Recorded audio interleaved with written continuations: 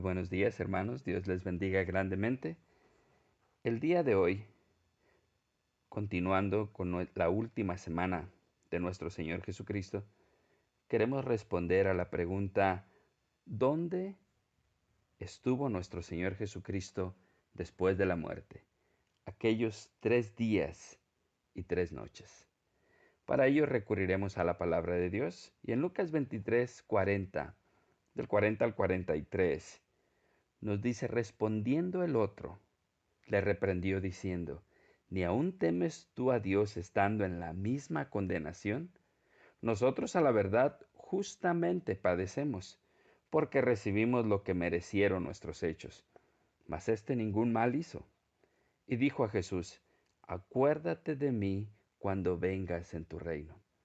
Entonces Jesús le dijo: de cierto te digo que hoy estarás conmigo en el paraíso. Esta es la conversación entre nuestro Señor Jesucristo y uno de los malhechores que murió a su lado. Ahora, pareciera que la Escritura nos dice que el paraíso y el seno de Abraham es evidente que se encuentran en el lugar de los muertos, pero parece que nos dice que es el mismo lugar. Y para ello vamos a ir a Lucas 16, 22. Y nos dice la palabra de Dios: aconteció que murió el mendigo y fue llevado por los ángeles al seno de Abraham. Y murió también el rico y fue sepultado. Y en el Hades alzó sus ojos estando en tormentos y vio de lejos a Abraham y a Lázaro en su seno. Cuando el rey David, hablando del Mesías y su resurrección por revelación divina, nos dice que descendió al Seol. Porque en Salmos 16:10 dice: porque no dejarás mi alma en el Seol, ni permitirás que tu santo vea corrupción. Y en Hechos 2:29 nos dice la palabra de Dios: varones hermanos, se os puede decir libremente del patriarca David, que murió y fue sepultado, y su sepulcro está con nosotros hasta el día de hoy. Pero siendo profeta, y sabiendo que con juramento Dios le había jurado que de su descendencia, en cuanto a la carne, levantaría al Cristo para que se sentase en su trono, viéndolo antes, habló de la resurrección de Cristo, que su alma no fue dejada en el Hades, ni su carne vio corrupción. La palabra de Dios parece estarnos indicando que nuestro Señor Jesucristo descendió al Seol.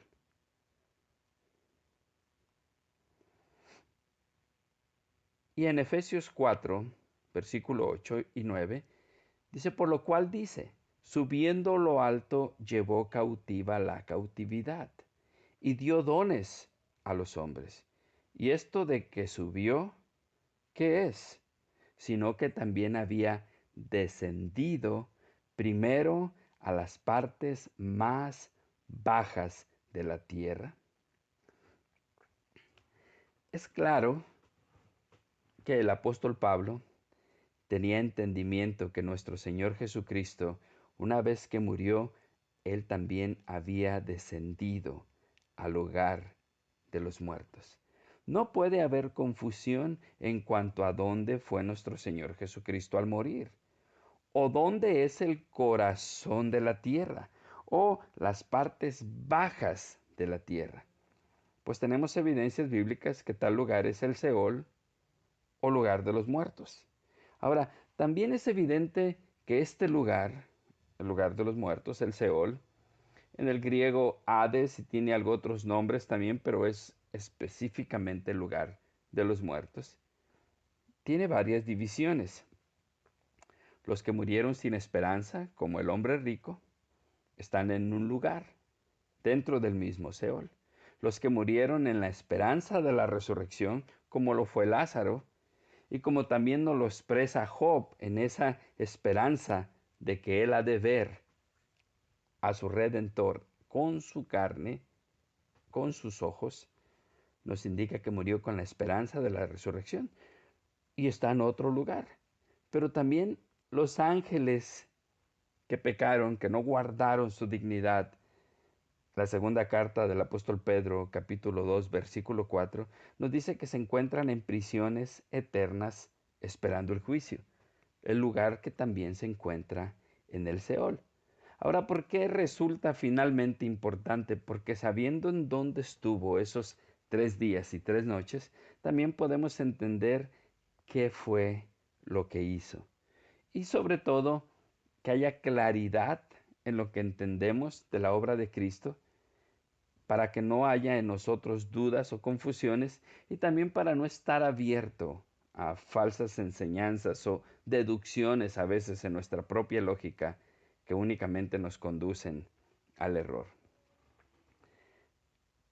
El cuándo descendió también es claro, porque muchas veces a la hora de intentar contar esos 3 días y 3 noches, siempre se pone al inicio de tal día, en la tarde, tal otro día, pero es claro que el Señor Jesucristo cuando le dice al ladrón que murió, al malhechor que murió a un lado de él, le dice, hoy estarás conmigo en el paraíso.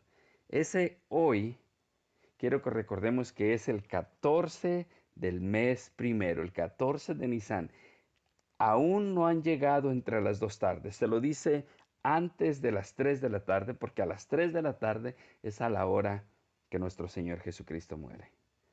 Al tiempo en que murió el Señor, y no muchas horas después, aquel hombre que murió al lado de nuestro Señor Jesucristo, ese es el día en que el Señor Jesucristo descendió al corazón de la tierra. Entonces la palabra de Dios no solamente nos dice que efectivamente descendió al Seol, sino que también nos dice cuándo descendió al Seol. Y esto fue el 14 del mes primero entre las 2 tardes. ¿Qué pudo haber hecho allá? ¿Cuál fue su labor? ¿Cuál fue su propósito? Y es precisamente centrarnos aquí porque muchos piensan que fue a terminar de sufrir para pagar nuestros pecados, lo cual es completamente erróneo. Porque el Señor Jesucristo, antes de entregar su espíritu, en una de sus palabras tan recordadas y meditadas en todo el mundo, dijo, consumado es. Su obra redentora había sido satisfactoria, había sido completa, había sido perfecta. No había que agregarle, así como también no hay que quitarle. No hay que agregarle sufrimiento en el infierno o en las partes más bajas del Seol. No hay que agregarle porque su obra fue completa y perfecta. Entonces, ¿qué hizo en el Seol? Bueno, aunque no hay mucha claridad de lo que nuestro Salvador hizo en el Seol, hay ciertas cosas que deja muy claras. En primer lugar, en Job 19, 25 al 27, él declara, yo sé que mi Redentor vive, y al final se levantará sobre el polvo.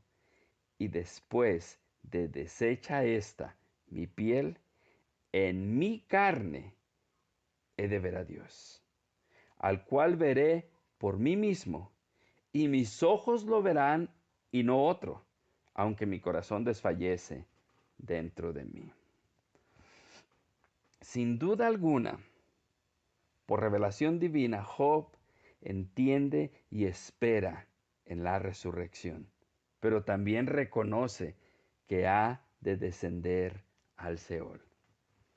Incluso también si recordamos aquella conversación de Jacob o Israel con sus hijos después de que uno de sus hijos quedó cautivo en Egipto,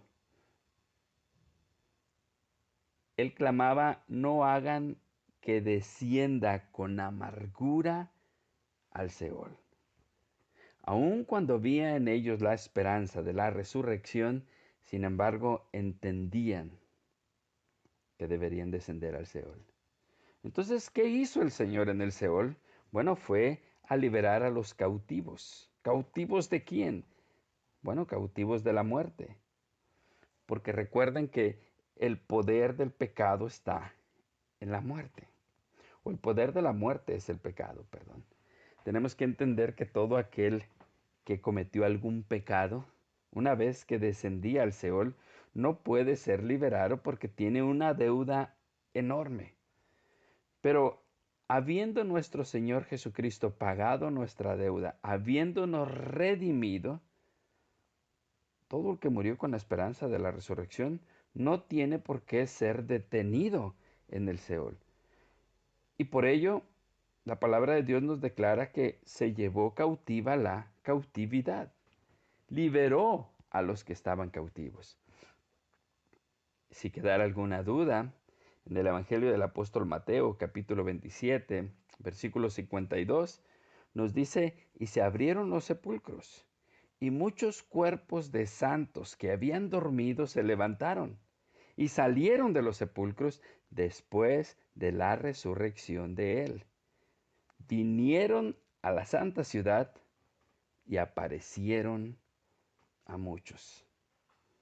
Y estos son una muestra, y bueno, en todos los estatutos bíblicos vendrían a ser los primeros frutos, frutos de la gran resurrección que viene a los que hemos muerto en la esperanza de la resurrección con la fe puesta en Cristo Jesús, Señor nuestro. Entonces, ¿dónde fue el Señor? Fue al lugar de los muertos. Allá descendió. Sin embargo, al tercer día resucitaría, venciendo todos sus enemigos y dando libertad a los cautivos. ¿Qué hizo? Liberarnos. Liberar a todo aquel que murió con la esperanza de la resurrección. Hoy en día, cuando se habla de que el cristiano muere, el apóstol Pablo tiene una manera muy especial de decirlo. Él dice que mientras estamos presentes en el cuerpo, mientras estamos vivos, bueno, estamos ausentes del Señor, en el sentido de decir que no estamos ahí frente a Él, cara a cara. Pero una vez que estemos ausentes de este cuerpo, entonces finalmente estaremos presentes con el Señor. Aunque esto es material para la resurrección de nuestro Señor Jesucristo, es evidente que algo cambió para siempre. Algo fue reestructurado para siempre, y esto es el lugar de los muertos. Por eso el que cree en Cristo, aunque esté muerto, vivirá. Y el que cree en Cristo y aún vive, no morirá. Porque algo cambió para siempre. Cuando el Señor Jesucristo descendió al Seol y liberó a todos aquellos que esperando en la resurrección se encontraban en el paraíso o en el seno de Abraham, el Seol quedó cerrado ya. Y los que creemos en el Señor Jesucristo nunca más hemos de descender al Seol, puesto que cuando ya estemos ausentes de este cuerpo, estaremos presentes en el Señor. Ahora, quiero aclarar que no con cuerpos gloriosos, no en toda la gloria de la resurrección, puesto que aún no ha sucedido, pues nuestro Señor no ha venido todavía a llevarse a su iglesia, pero sí, como nos dice Apocalipsis, cuando la multitud clama a Dios, están presentes en el Señor, todavía son almas que se encuentran ahí bajo el altar y que están esperando la resurrección. Esto pues que nos ayude a poder remover de nuestra mente todas aquellas ideas de pensar que nuestro Señor Jesucristo fue a sufrir en el infierno para que nosotros no fuésemos a sufrir ahí, fue a terminar su obra redentora, puesto que la palabra de Dios no dice tal cosa. Es producto de la imaginación y muy buena imaginación del hombre. Pero la obra de Cristo fue consumada cuando murió crucificado, cuando derramó su sangre en la cruz por nuestros pecados. Ahí fue su obra consumada, terminada.